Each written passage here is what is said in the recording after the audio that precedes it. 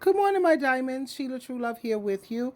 As I'm laying here in my bed on this fine Saturday morning, I was listening to a few TikToks, and you have some women who think that because they have a pale skin or light skin, things and relationships and the way men are going to treat you is based on whether you are light skin, dark skin, brown skin, black skin. It doesn't matter with these men out here.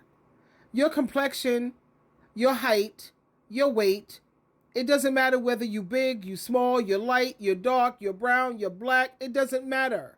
Whether you're short, you're tall, you're still going to get cheated on. You're still going to be abused mentally, financially, physically, emotionally. I mean, think about it.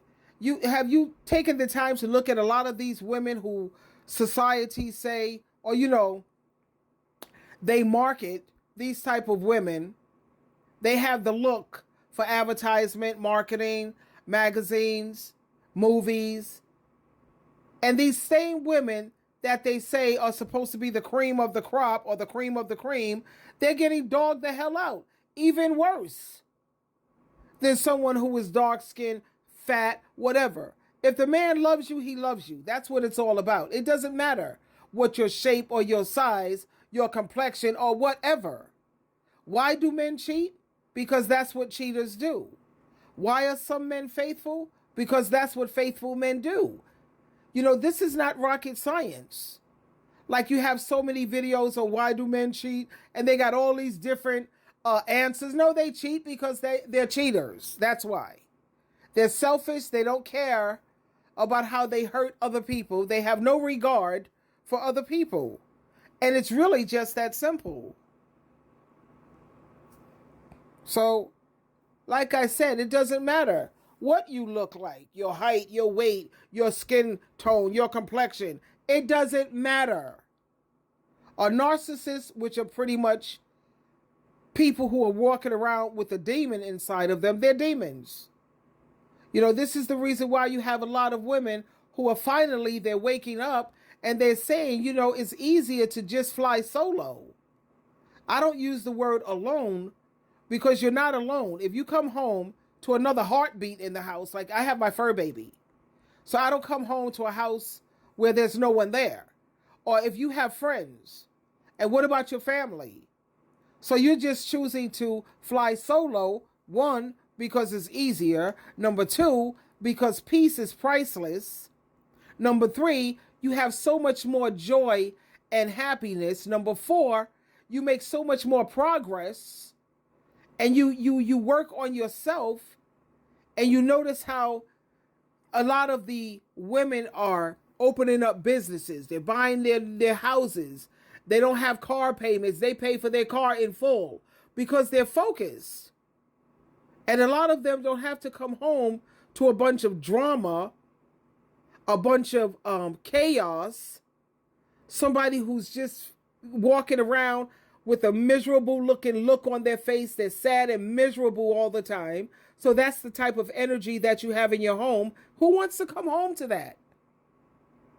You even have men these days who are saying why it's better to be single. Even men are starting to realize this. Let me share this with you. Okay, here it is. I have a question for everyone. And the question is this: is it better to live alone? Think about that for a second, right? If you're driving in your car, you're walking, you're just sitting around, listening to it on your phone, whatever it may be, ask yourself the question again. Is it better to live alone? Because we've all been on both sides of the fence. We've all lived alone, and while we're living alone, we say what? Oh man, I see all my friends. They're all going out to dinner with someone. They're going to the movies. Well, people don't go to the movies as much as they used to. They're going to functions together. They're going on trips together. All the pics on Instagram I see of them together. Maybe the grass is greener on the other side. And then, of course, we've all been in down this hole, this rabbit hole is, I'm in a relationship and I can't believe I did it again. I can't believe I'm in another relationship and I'm miserable. I knew when I was alone, all I had to do was just be alone and be happy. Why couldn't I just be whole? Why couldn't I just be content with being alone? Why? A lot of people are not single by choice, and those are the people that you find that are miserable. When you find someone who is single and they're happily single by choice, those are the people you're going to realize are happy. Because I've met some people who are what they call alone because they desperately want to be in a relationship, but they can't find anyone who is suitable, or they haven't found anyone who's taken an interest in them. Now, as far as I'm concerned, any woman on the planet could go out there, get themselves a dusty. As long as you paying for mostly everything, honey, it's easy for you to keep a man in your house. That's not hard for any woman to do. But going out there and finding yourself a man who's an ambassador for Jesus Christ, and I'm talking about someone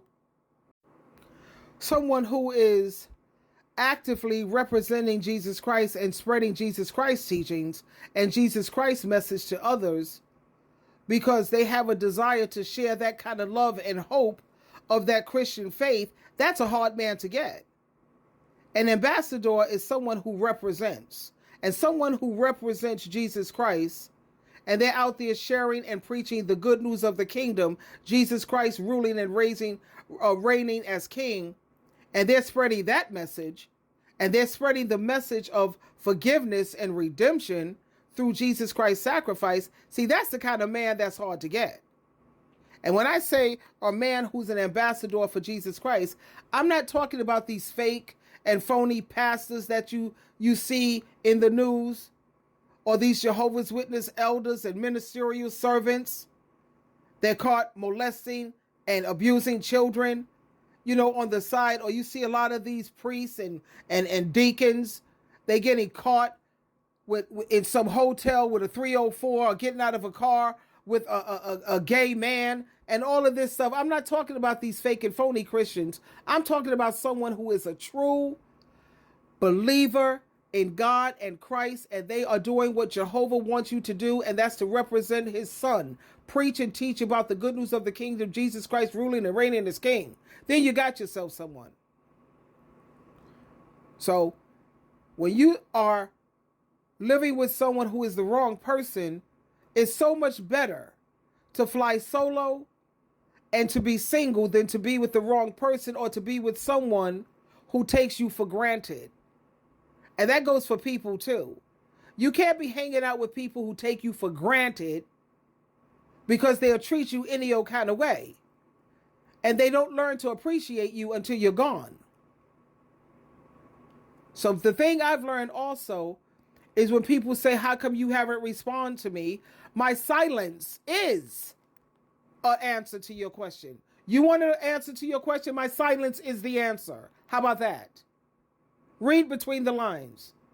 But like I said, it doesn't matter what skin tone you are, what your weight is, or your height.